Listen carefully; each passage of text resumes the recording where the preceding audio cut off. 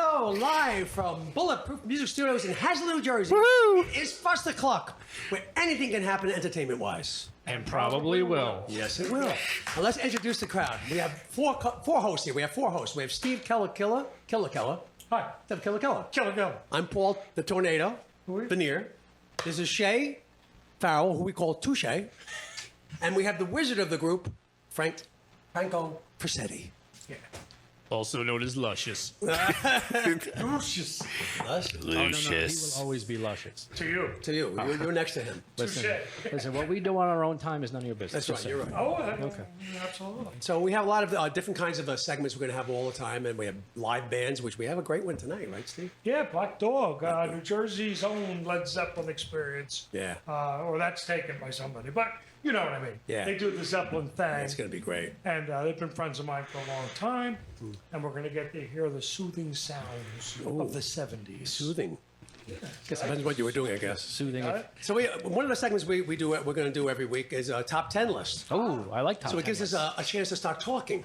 And I have to hide it because I don't want my boards seeing it in advance. This helps me learn how to count to 10. Yes. Now, this is the top 10. It's the top 10 comedy movies all time by sales, not by what we like. Because some of them we like. Oh, I hope Adam Sandler's not in there. By sales. Oh, well, And we have I got the top 10, so we'll start with you, Steve. Name one. See if you can come up with a name. Let's see. Think of something that sold a lot. That's Sold really good. a lot. You people at home, you can guess. sales. You guess along. Yeah, guess along. At the Blues Brothers? I mean, was No, that a big... no Blues Brothers. No. One down. Top 10 comedy Airplane. No. There's Something About Mary. Oh, that's a good one. That's Oh, come I love on. that movie. This is by sales. Schindler's List. Jaws. Yeah, it's a great comedy.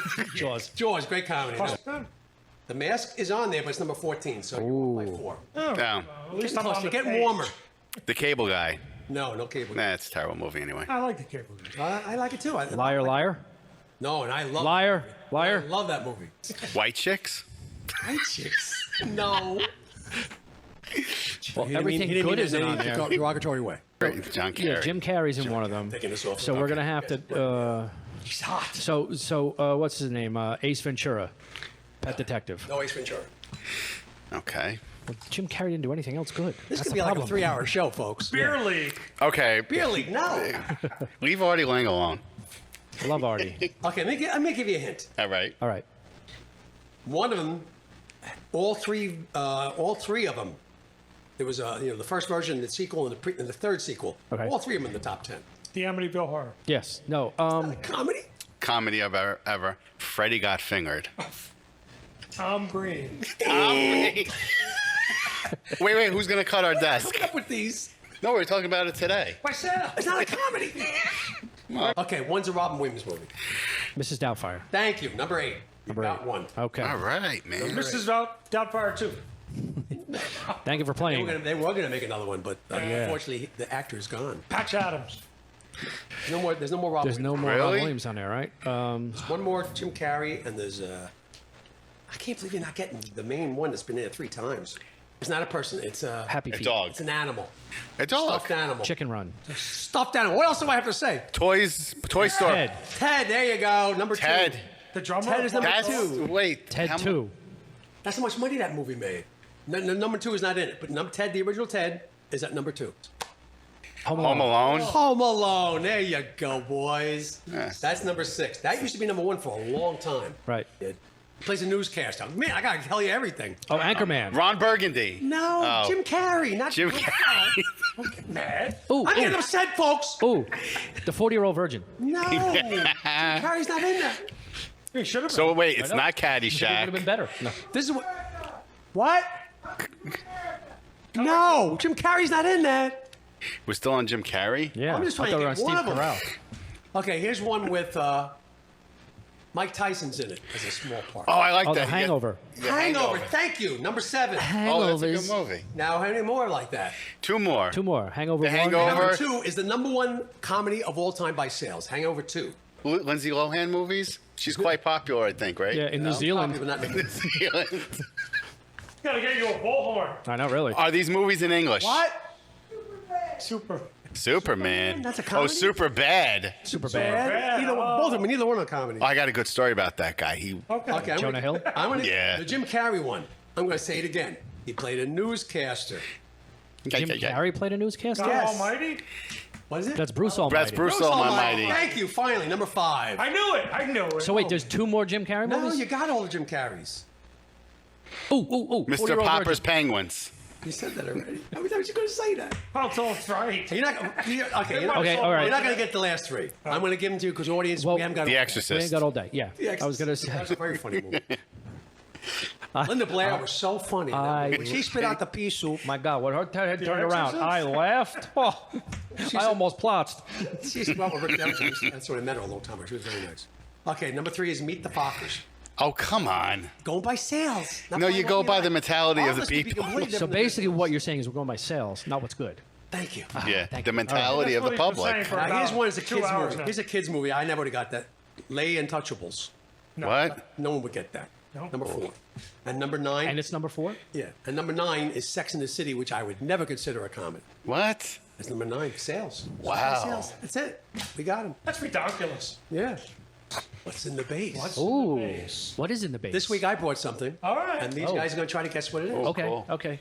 It's in, what's in the base? Ooh, Carol Merrill's I'm in it. so intrigued. It is. I don't know what it Here is. it is. I didn't know the #1 comedy movie. I wonder if I'll know this. You like that, huh? Can we look at it? Or Yes, you look at it. Do you we touch need to it, don't- slam the do not base? pull that pin. You will get hurt. a grenade? Yeah. Just look at it. It's not a grenade. Don't pull that pin. I'll get. Oh, I know what that is. Okay, don't say nothing. I ruined it. No, it's all right. Sorry. It's right if you guess right. Let's just go It's, on. is it an apparatus for a shotgun? Apparatus for a shotgun. There you go. That's the first guess. What if Is that I? the official name? Well, to help me out here, what happens if I pull the pin? You make a cut. Oh, I know what this is. Ooh, it's a What do you got? I John. have no freaking clue.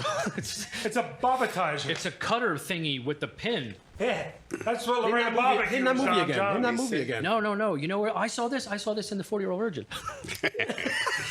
That's what you use to shave him. Yeah, I That's know a what Moyle this is. user. Yeah. No more. All right, so this is a cotter pin. I know that because Okay. I was in construction until today. Just don't pull Anyway, I know what it is. Okay. Good guess. Okay. Tell me. Oh, you want me to reveal If it? you get it, you got it. All right. That was left here by the Anunnaki who are returning to Earth. I thought you really knew. No idea. Okay, I'm going to show Whoa. He's wrong? you. He's wrong. Oh my God. It wasn't Naki. It was the Ekrons. Click, cock, cook, click. Don't touch it. Go down. It's 11. Oh.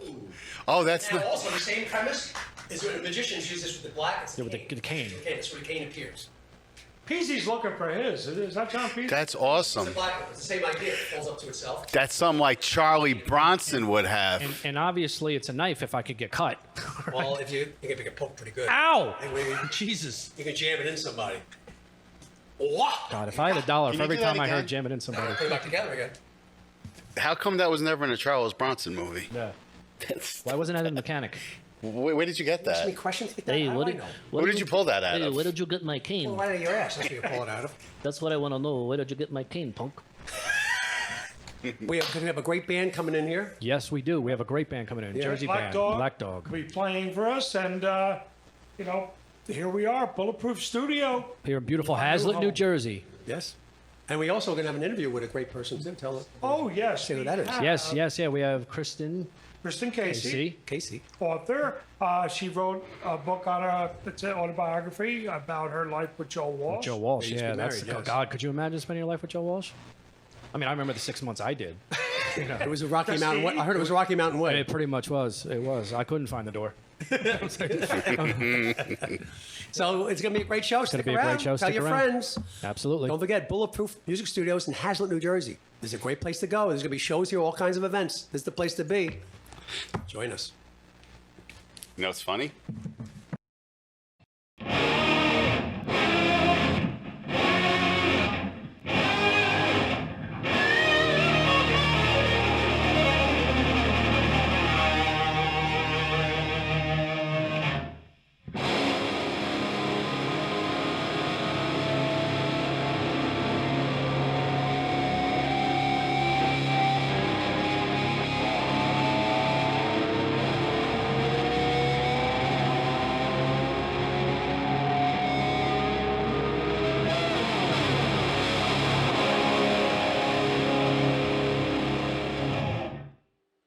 Hey everyone, my name is John Albino and welcome to Bulletproof Music Studio.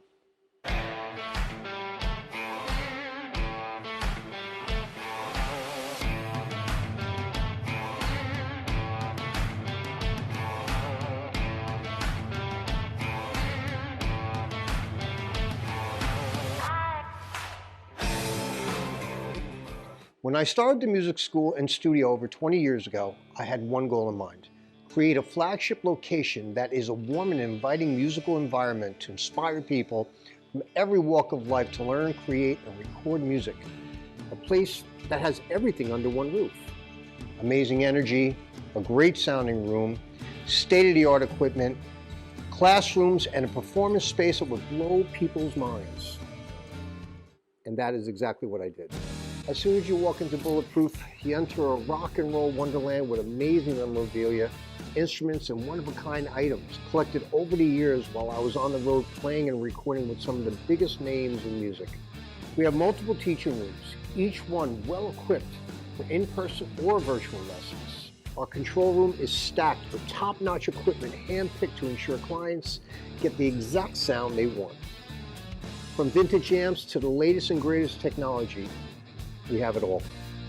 And the crown jewel of Bulletproof Music Studio is the performance area.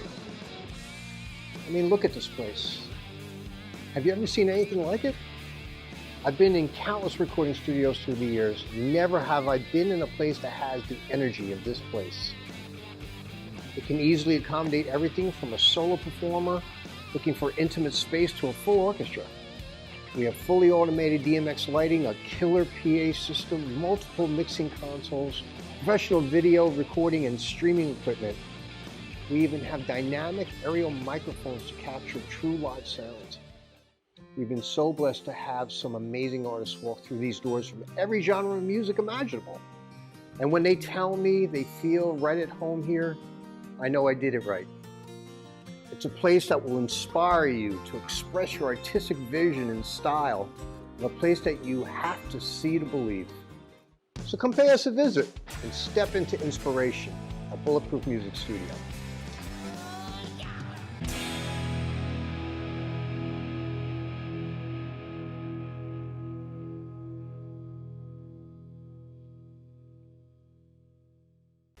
Welcome back to the Fustercluck Show. We're on the line now with author Kristin Casey, who has written Rock Monster. Yeah. How are you, Kristin? I'm great. How are you doing? Fantastic. So nice to have you on. I had the honor of reading your book and getting to know you. I mean, it was such a open book on your life, it seems. Was it difficult coming around, coming to the decision to put it all out there? Yeah, actually it was. Thanks for asking, because even though I'd always wanted to be a writer, and memoir was really my strength, personal stories, and of my whole life, this is the most commercial story. I never really intended to write it. And so I was, I guess it was 2013. So what was I? Well into my 40s at the time, or my early 40s.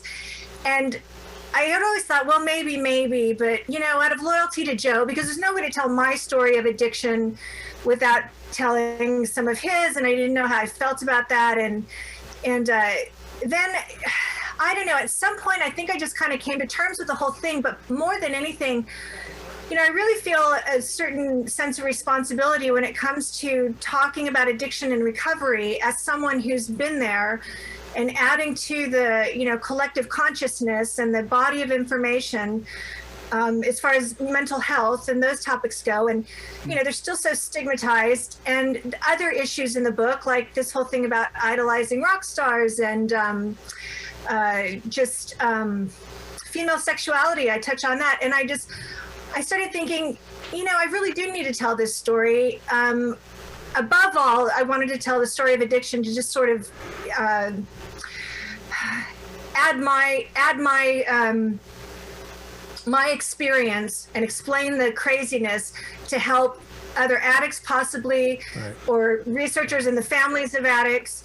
And I thought, if I were Joe, this is what it came down to. This is why when I finally decided to do it, I thought if I were Joe and my ex was writing this book and they did it, with love and honesty, would I like it? Maybe not. But would I allow it to happen? Would I see why they were doing it? Support that? And ultimately, I thought yes. And I hope he feels the same. I have no idea. But that's why. I had to do a lot of soul searching. I mean, I honestly, like every day for a couple of years, and throughout the writing of the book, which was another couple of years. So. Right. And then you obviously spoke to Joe about it. Well, I tried, actually. He and I lost touch. We stayed friends.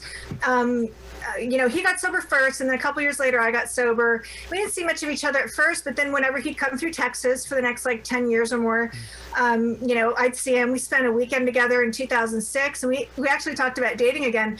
And then he met his current wife shortly after that. Right. And so it never happened. But we would email a lot and talk on the phone once in a while. And then around 2011, we just lost touch. And that was right around the time he got married, I think. And so, normally you don't keep in touch with the ex-girlfriend after you get married. Normally. So, yeah. But I like to explore my feminine sexuality, though. That's an exploration. Anyway, I reached out to him. I when I first started writing it, and then again when it was done, I left messages with his manager, and I sent emails and messages on the 2 phone numbers I had, and I never heard back. So from what I heard through mutual friends, he found out about it right before it came out. Oh, really? So, yeah. But it doesn't seem like he was blindsided by it, right? No. You said you kind of spoke to him. Well, he lived it, You know what I mean? Well, I haven't spoken to him now. I sent messages. I didn't say in the messages. I didn't say, "Hey, I'm writing a book. Call me." I said, "Hey, call me, and we need to talk about something." Oh, okay. And he never did. Yeah. You probably jarred a couple of memories for him too. Yeah, exactly. It all came back to him. He was like, "Well, you did that." Oh, I remember that. Yeah. No. That part I'm actually really curious about. I want to know what he thought about it. Does he hate it? Does he like it? Does he? Probably a little of both, I'm guessing. But I'm also curious, how much of that do you remember? Because, exactly. Yeah, exactly. We're thinking as much as we were. Right. Right, because the base of the book is technically addiction, and when you touch on addiction, most people are like, well, I had this foggy period from 2010 to 2035. I had this real foggy period. 2035. Well, I'm there. What the hell, you're in the future? What the hell are you? Yeah. By the way, it gets uglier. Here's something I'm really not going to remember. Yeah.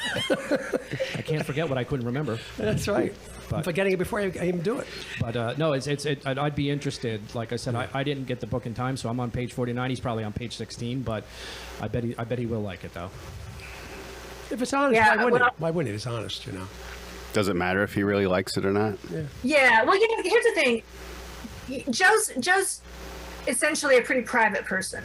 Right. He's open about certain things, but that period of his life that I was with him were his darkest years. I mean, I will say darkest as far as his addiction. I mean, I'm sure the death of his daughter in the 70s was literally the darkest period of his life. But as far as his career and his personal health and creative output and everything, the years I was with him are the years that he would probably want shared with the world less than any other. So that's the part that, there's a story in there, and it's fairly early on, though you guys might not have gotten to it yet, where I go on Howard Stern. And Howard, I didn't know who Howard was. And I'm in New York with Joe, and we'd been on coke, snorting coke all night. So at 5 a.m, he and his bass player go to do the Howard Stern show, and I just stay in the hotel and listen to it on the radio. I literally I'd never heard of Howard Stern, and they told me, if you come, Howard will start asking you all kinds of personal questions about me. Yeah. And I was like, all right, I'm not going. I'll stay at the hotel. Yeah, I stayed at the hotel. But then Joe goes to the bathroom in the middle of the show, and Rick gives Howard, Joe's bass player gives Howard my room number, and he calls me on the air. Wow. I'm half asleep, and he starts asking me all these personal questions about Joe. And one of them was, have you guys ever had a threesome? And I'm a 20-year-old stripper at the time, or maybe 21. And, in my world, threesomes give a man street, right?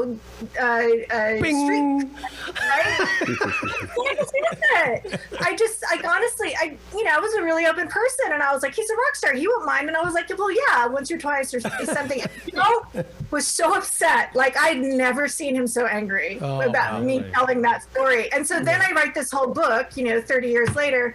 So I honestly don't know how how he feels about it, because I do tell some personal stuff about our sex life and all. You know. I have a light question for you. A nice light question. Okay. My favorite band of all time were the Beatles, and of course Led Zeppelin. Those are my two favorite bands. But you have a thing, the Ringo Starr All-Star Band. I would love to have met one of the Beatles. It must have been nice meeting Ringo. What was that like? Tell me that experience. I feel so fortunate and blessed to have met him. Yeah. A, because, you know, he's a legend. Right. Rightfully so. But B, and just as importantly, because he's just a wonderful, amazing human being. And my favorite tour I ever went on was the Ringo tour. Right. My favorite celebrity that I met, of the 50 or more that I met through Joe, was Ringo. Yeah. He was, and you know, he has this sort of image as like not the most philosophical one or spiritual one like the other three, right? But the truth is, I don't know what he was like when he was younger. But when I knew him, he had been sober for 2 years. Right. He had such a big heart and love for people. Like, you could feel it when he entered the room. Right. And he always would make sure, no matter how many people were backstage, to come up to me and ask me how I was doing, and like invite me into his dressing room. And Barb, his wife, was the same way. Like, and you know, she just really took an interest in me and my life, and they were just a delightful couple and a wonderful influence. And you know, he was funny, and he's just a really special human being. Yeah. I've always heard that. I had a friend who did a show with him, a pilot, that never got to fruition. But he said he was the greatest guy to hang out with. He just was a real nice man. And it doesn't matter. It just goes to show you, it doesn't matter how big a star you are. You're still just people. He's a big star. He has 2 R's. Yeah, he's a big one. If he goes and now him and Joe are brother-in-laws. That's right. Exactly. Exactly. I like the way you described in your book that when you first met Ringo, he came up to you and kissed you on the cheek and then kissed you on the other cheek. And you thought to yourself, did Ringo just touch my face twice on purpose? And Ringo and Barb come just sort of breezing in, and Ringo comes straight up to me, and he does that thing where he kisses both of my cheeks. And as he does so, like, that whole starstruck thing hit me like a lightning bolt. And I was like, I kind of flinched, you know? And he noticed it, and he's like, oh, well, you know, you have to excuse me, I'm French, you know, just to kind of lighten the mood and make me feel better about it. And I probably giggled like a schoolgirl or something, I don't know. I know I would have. I absolutely. I probably would have wet myself. Yeah. Oh my God, Mr. Ringo. Yeah, it was Mr. like, Ringo. You just kissed my face. Oh my God! Like on purpose. I can die happy now. Like me, I'd be like, did you just lose a bet? Like, what are you doing this for? Yeah. So I met John Candy. Joe asked me to go up and introduce myself when he was on stage, and John was like hiding in the corner backstage watching the show, not wanting to be bothered. But Joe forced me. He says, you know, I'm going back on stage. Go over there and say. So I tapped him on the shoulder, and John turns around with this look on his face like, oh God, a fan has found me, you know. And I said, I'm sorry to bother you, but I'm Joe Walsh's girlfriend, and he asked me to introduce myself. And before I got all that out, he hugged you. John threw his arms open, grabs, gives me this bear hug, and he's a big guy, right? He was a and big guy, yeah. And he goes, you're Joe's girlfriend? I love that guy, you know. And and then he made me stand with him for the rest of the show. Oh, yeah. Yeah. John Candy's another one in the business, had a great reputation and nice. People loved him. He's just a great guy. Yeah. And then every now and then you meet someone like Warren Zevon was kind of dickish. And can I say that? Yes, you say anything you want. Yes. Yeah, he's not listening. Yeah. I'm trying to remember who else. Warren Zevon sticks out as being kind of dickish, and I forget who else. You know, it's funny. I went to see Warren Zevon at a show along the Jersey Shore. Is that when he was a werewolf? When he was a werewolf, right? Okay. He had these hairy hands. But it's funny because the show started at 8. He showed up at 11, played 2 songs, and went home. That's pretty dickish. That is dickish. I know who wasn't nice to me when I opened up for him? Lou Reed was not nice to me at all. Oh, really? Was not nice to me. Oh, that's a shame. Yeah. You hate to hear that. Well, Kristin, I'd like to ask you. So you know you've got to meet a Beatle, and you say that you weren't the whole time. You weren't starstruck because at one point I would think you didn't even really know who Joe Walsh was, and then I didn't know who Joe was even when I met him. No, right, that's what I'm saying. When you met him, you didn't even really know who he was. So and you weren't starstruck, and then by like halfway through, you hanging out doing things. Did it ever occur to you like? Where the hell am I? Like, what am I doing? Why are all these famous people hanging out with Joe? You know, like this is a star. Like, what? How did this happen? You know what I mean?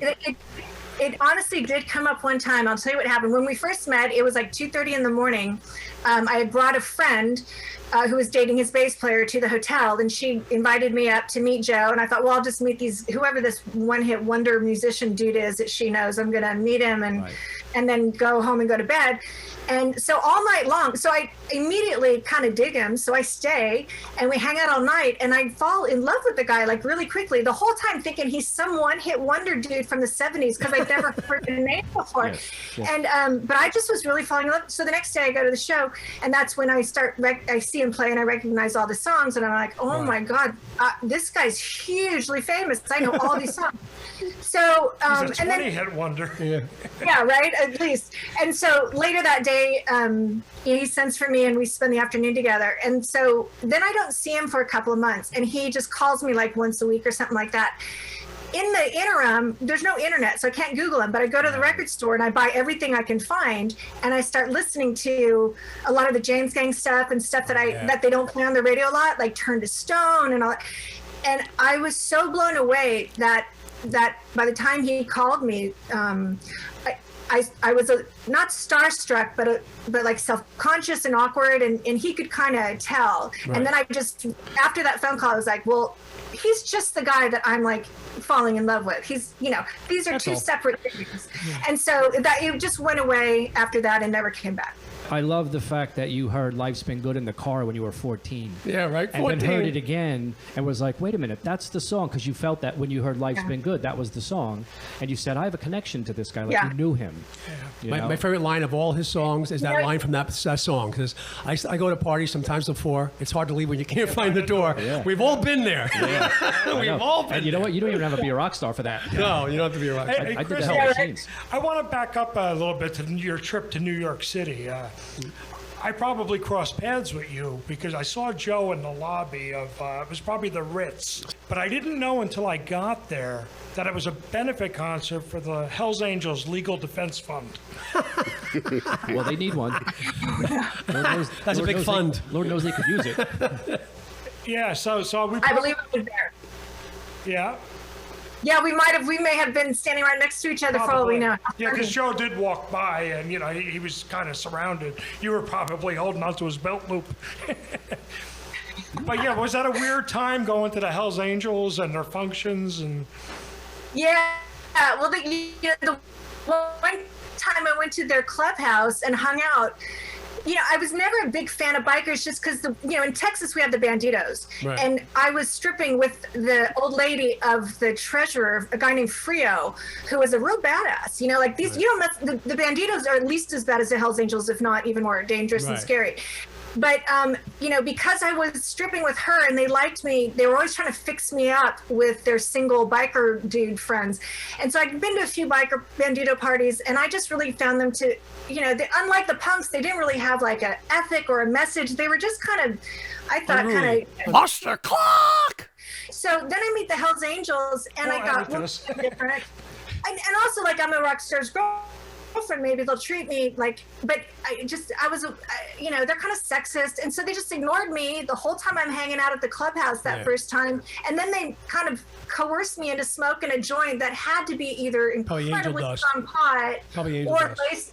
I thought it was laced with something because I took one little toke and I lost my mind. And then one of them had to, the nice one of the whole bunch, had to carry me upstairs to his apartment in the clubhouse to let me sleep it off on his couch because I was too freaked out to be in this room full of bikers. So it was not a good experience. Yeah, back then there was a lot of times they would lace stuff with angel dust, which makes you pretty much paralyzed. I think that's what it must have been. Paralyzes you. He was a nice biker. He only did 15 years. Well, I have a question. Yes. Ringo has a question. All right. All right, yeah. So I know you spoke about Ringo and how he, kissed your face. Lita Ford licked my face. So I was just wondering your relationship with her, because was she catty to you? How was? Wait, I want to hear this. How she ended up licking your face. Well, we can talk about that. Lita and I had an interaction, but we never technically met. So she showed up backstage in Joe's dressing room at this Dick Clark special he was doing, and she, I think I knew that they were friends, or they had done something together, maybe just jammed in the studio or something together. They have a duet that's on some soundtrack. Yeah, they did something together. RoboCop, so, I think. Was that what it was? I think so, yeah. I think so, yeah. Yeah. That is what it was.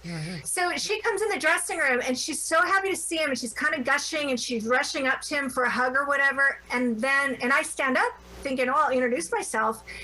And I say something and she kind of whirls on me like she did not expect another woman to be in there. And she just got this look on her face like, who the hell are you? And she didn't say hello or shake my hand. She didn't say a word, and she spun on her heel and she just left, like pissed off. And I would have thought that was weird enough if Joe, when I said to Joe, like, what was that about? If he hadn't acted all like, I don't know what you're talking about. Nothing weird just happened. And I was like, all right, maybe for all I know, they were having an affair or something. Or maybe he really was absorbed in something else. I don't know. But I will say this. It's a funny story.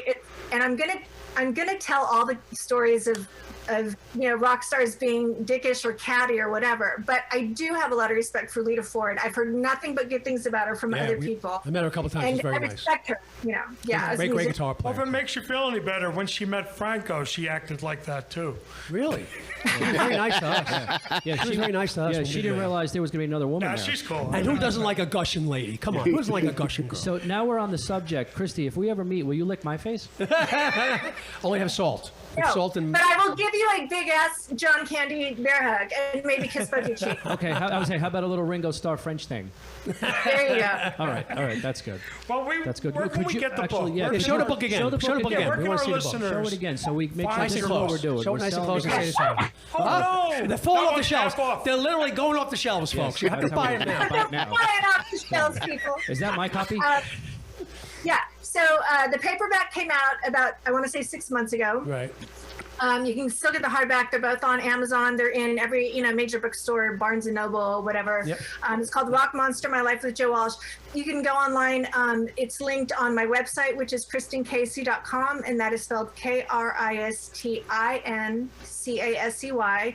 And there are links to my social media. And if you want to see some pictures, all the pictures in the book that are in black and white are in full color, plus a bunch more on the gallery page of my website. Cool. So all the that's pictures of great. like Ringo and John Candy and all that. That's Yeah. awesome. I like the star tattoo too. I like that Yeah, I star like that. tattoo. Oh, thank you, my starfish. Yeah, that's there's an allegory about the starfish that has a lot to do with being of service, and so this I got in recovery because it kind of symbolizes being of service to other alcoholics, helping And them get sober. regenerate. Nice. Regenerate because they regenerate too. Yeah, Very nice. Very nice. yeah, and that's Yeah. I also would you say you spell your name, it's KR.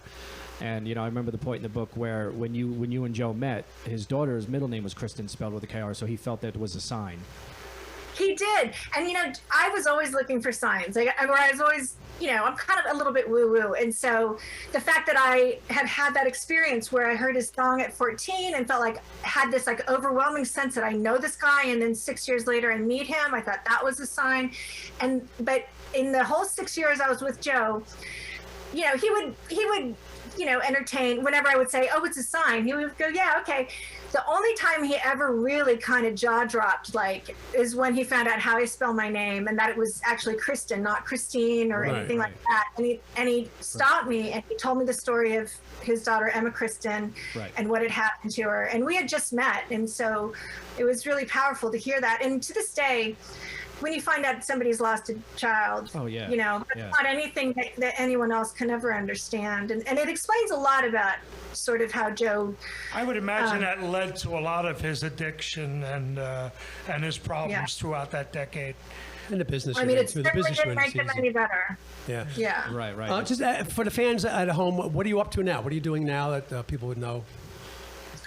Like to know. Thanks for asking. I actually work in sexuality counseling. I'm a surrogate partner and an intimacy coach, and so I work primarily with men who are experiencing physical manifestations of performance anxiety, mostly any sort of emotionally based intimacy issues, but most often they can manifest sexually. So I work with them.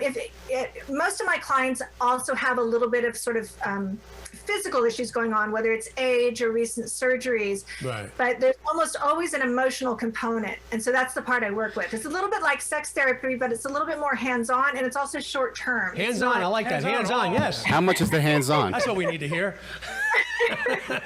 What's funny? She's in the sex I industry. know and that won't lick my face. I'm sorry, what? I said she's in the sex industry and yet won't lick my face. I don't know. But she's hands-on, though. But she's hands-on. You need a 4-hour appointment. I don't really. Apparently. I'm setting my appointment up right now. I guarantee you, I don't lick any of my clients. Yeah, well, I'm coming in. Clear your Wednesday. He's coming in. He's I do coming in work with a salty. lot of clients.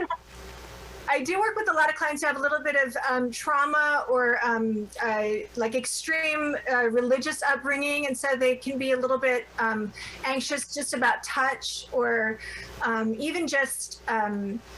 I teach a lot of dating skills as well, you know, for a lot of guys who are socially awkward. So everything along that continuum from social skills and dating skills and how to relax and be in your body and let that sexual energy flow versus being in your head and letting performance anxiety start to shut down parts of your body that you really want working. I'm going to have to leave soon. I'm getting very excited. Yeah. Is this an hourly charge or do you charge monthly? How does it work? Yeah. Do you charge by the hour? I do. Well, I do. I have my sessions are usually 3 or 4 hours, and depending on how severe the issue is, I see some clients once or twice, others 5 or 6 times. Most often it's 3 or 4 sessions, but they're 3 hours long, so you accomplish a lot. And I'll see them every other week or so. So most of my clients, I'll see them 3 or 4 times every other week for a month or two. Some of the most severe cases can go on for 3 to 6 months, and those are the ones that have a lot of like childhood trauma, maybe some sexual abuse, that kind of thing. I would have been happy with 15 minutes. I know. I would have been done at 4. I was wondering did you see the whole band at once, or do they each have to get their own 4-hour appointment? The whole band? What band? What band are you talking about? I don't know what band. Do you have gift cards? Pick a band, I don't know. I only see one client at a time. And can you send me an application for that? Yeah, absolutely. Yeah, Hey, listen, we have to get going. We have a live band that's going to be in the studio. However, one more time with your website, and I personally want to thank you for hooking up with us. We've been working on this for a few months, and thank you. Yeah. Thank you so very much. Thank you very my much. pleasure. It was wonderful to talk to you. Thank you. You too. I was very honored to be asked, and I'm glad that you got this show up and running. It sounds like a really fun deal. And yes, thank you for letting me plug my book, KristinCasey.com. That's Kristin with an I-N. And you can find all my social media and book links on that website, and all about my coaching. It's all in that one place. And you're welcome anytime to come back anytime you want to plug anything or anything. Let us know. I'd love to. We love it. I love the book, Rock Monster, My Life with Joe Walsh. Kristin Casey, thank you so much. Thank you. Thank you so much. Bye-bye. Keep up the great work. Keep up the great work.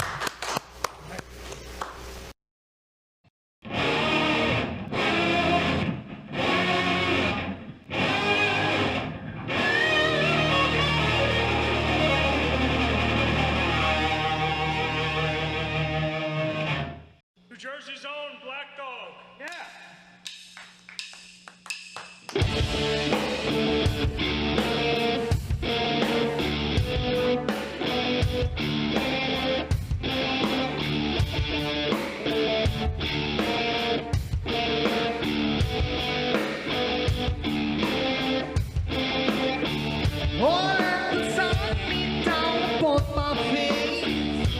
Stars fill my dreams.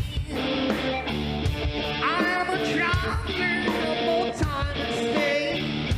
Leave her I've been to sit with elders of the gentle race.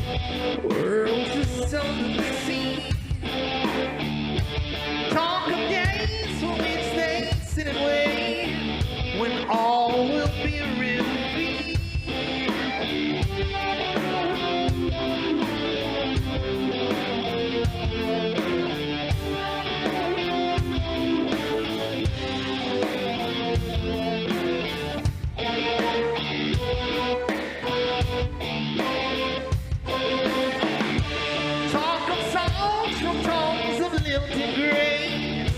Songs caress my ear, though not a word I heard could I relate. The story was quite clear. Whoa, oh.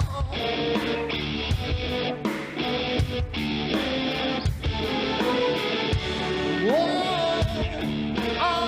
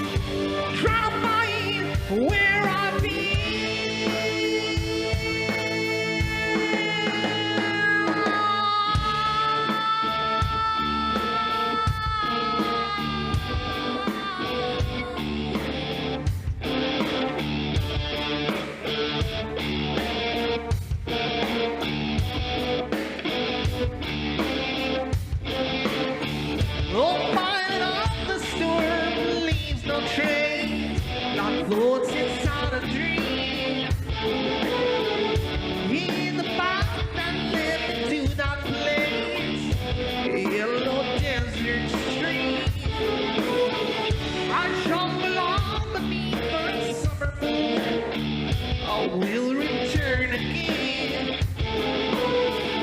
Tries the dust and floats high in June. We're moving through Kashmir.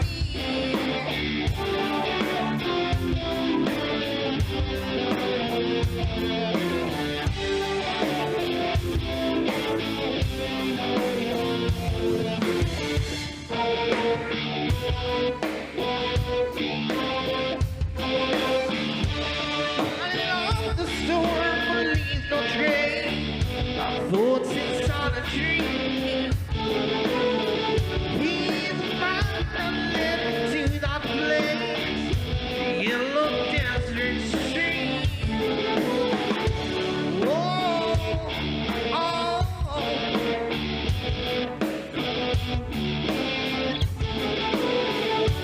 whoa, oh.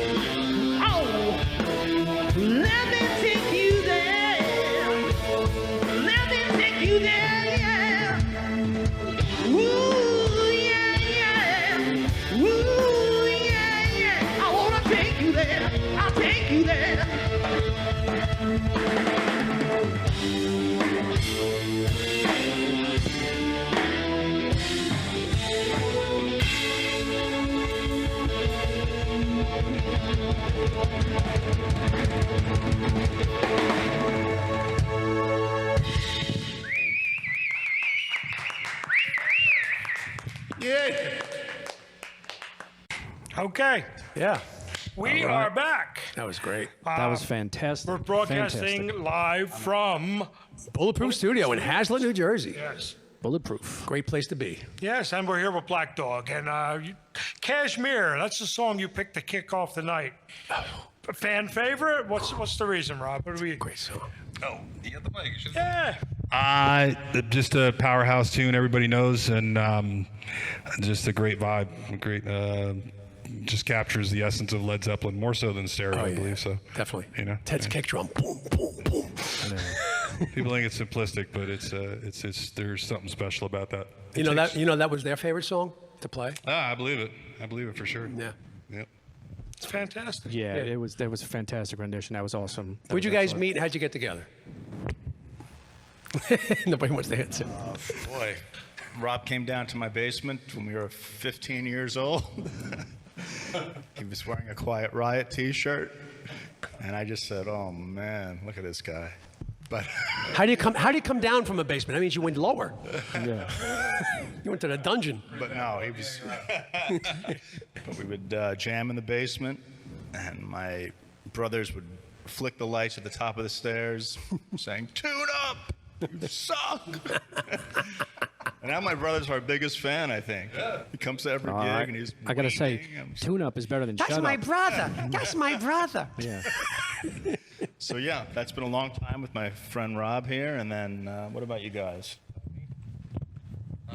So you want to hear like how I started playing, or you want to hear how Black Dog got together? However you want. Yeah, Go any way Black you Dog. want. How did Black Dog It's form? your history. Let's do a Black Dog thing. So Yeah. basically, Black Dog came out of I'm in a band called Cadabra, and we do Black Sabbath, and we started playing with a lot of different tribute bands opening up for us and blah blah blah. And one of the bands that we were playing with was a band called Four Sticks. Okay. Oh, okay. So this band Four Sticks, Zeppelin tribute, obviously. These guys had a front man, that guy right there. So got to meet him. The guy from the And the basement. drummer. Guy So from the got to dungeon. meet Guy these from the guys. dungeon. Jeff was in Cadabra with me. So Combined the sort of two. how we kind of hooked up. A couple members left Four Sticks. They needed some fill-in guys. Me in. Later, Jeff. Then there was only, nobody left except for Rob from Four Sticks. And we're like, you know what? Let's call it a new name. So Black Dog came about. That's Cool. great. You guys have been together a long time. I mean, I've known you probably for a dozen years. And how long have you been together? 21? 2000. 20 years. 21 years. That's incredible. Yeah, In today's that's really environment, good. that's incredible. Yeah. Yeah, same. Yeah. same You lasted same. twice as long as the real Zeppelin. Yeah, we Well, no one died here. we probably played their songs a lot more than they did too at this point. Yeah. Very cool. And I Yeah. see Jeff around at many shows. I think the last time I saw you was Alice Cooper. And Jeff is like the real John Paul Jones of the group. He plays every instrument. Every know. instrument, Just like Yeah, John. and interestingly, when I started with the band, I didn't play all those instruments. Actually, this band compelled me to Right. play the mandolin and then work on the keyboards and all that other stuff. Because in the beginning, we didn't do all those songs. We actually just did, Oh, okay. the heavy electric stuff. So your main instrument is the bass then? Yes. Okay. So let me get this straight. You didn't play those instruments before you joined this group, and then That's after correct. you joined, you just picked them 20 all years up. ago, I didn't play those instruments. I hate talented people. Did I ever tell you that? Yeah, well, that's I awesome. can only play Led Zeppelin songs on them. Don't ask me to improvise. Yeah, I don't know but what is I'm there doing. really anything else? But that's what you're doing. That's what you're That's doing. perfect. Exactly. Yeah. Yeah. It's a good, You know, it's a if good you were mix. if you were Thing I in get paid to do. So if you were in a Carpenters tribute band, you'd be screwed. That's right. very much. You'd have to be Karen. I think I'd be screwed in any way. if I was in I'm sorry, she was the #1 drummer. I think Bob was #2. That's true. That's true. And doesn't Dan look like Michael Nesmith? He does. I mean, really, he Kind of a does. green cap. Yeah, he does. The wall hat. He's a look. Or a monkey, at least. Oh, yeah, that's right. Yeah, that's the That makes him a monkey. So I got to ask, which one of you writes the songs? He Not writes me. the songs that make the world go round. Beautiful gigs coming studio. up? We do, and I don't remember when they are, so I probably have to So you ask may not somebody show out up. in the crowd. Anybody out in the crowd remember when those shows are? What would they be? Well, do you have a website? You guys have a website? Well, yeah. Wait, hang on. Hold that thought. We'll plug the website. It's blackdogzeppelin.com. There you go. It's blackdogzeppelin.com. That's easy enough, and then you can get the Facebook and Right.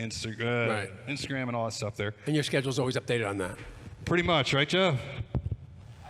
Thank you so much. Thank you guys. Thanks for having us.